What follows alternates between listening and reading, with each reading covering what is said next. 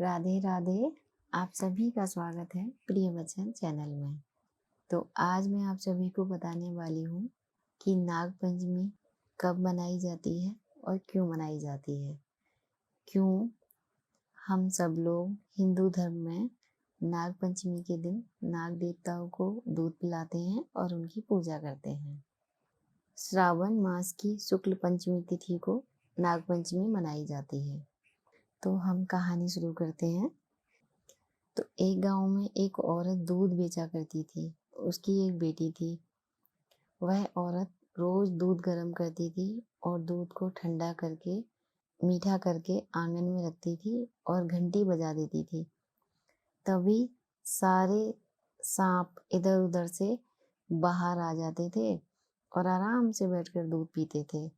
तो एक दिन वह औरत अपनी बेटी से बोलती है, ये सारे सांप तुम्हारे भाई हैं।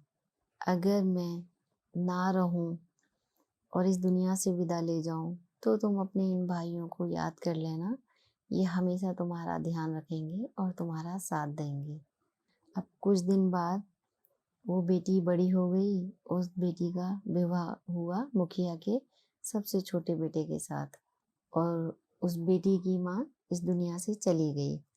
और मुखिया के घर वह सबसे छोटे बेटे के लिए ही ब्याही गई, क्योंकि मुखिया के 7 बेटे थे और 7 बहुएं थी। लेकिन ये सबसे छोटी बहू बहुत समझदार और बहुत संस्कारी थी। लेकिन उसकी सारी जेठानी उसको दिन रात ताना मारती थी कि तेरा तो मायके में कोई नाम लेने वाला ही नहीं है। एक माँ थी, वो भी अब इस दुनिया से विदा ले गई। इस बात को छोटी बहू सहन कर जाती और किसी से कुछ नहीं बोलती थी, क्योंकि वो बहुत ही शांत और बहुत ही सरल स्वभाव की थी।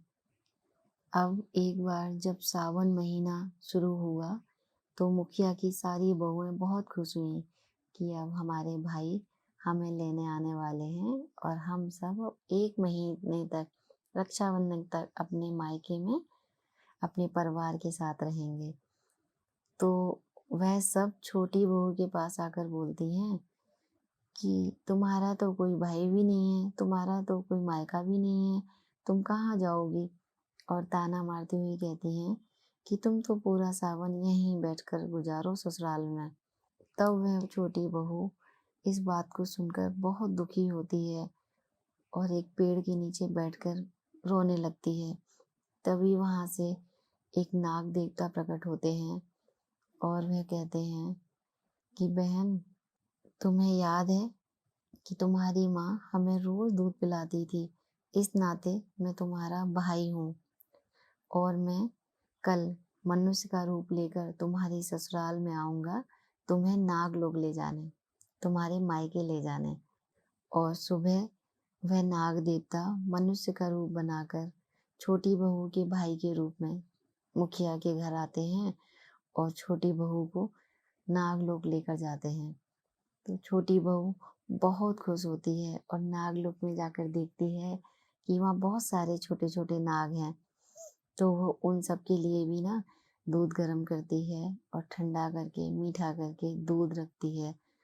तो नागलोक के सारे सर्प बहुत खुश हो जाते हैं और छोटी बहू को वरदान देते हैं कि जो भी मनुष्य नाग पंचमी वाले दिन प्रेम से तुम्हारी तरह हमें ठंडा और मीठा दूध पिलाएगा और रोटी खिलाएगा तो हम उसे सर्प दोष से मुक्त करेंगे।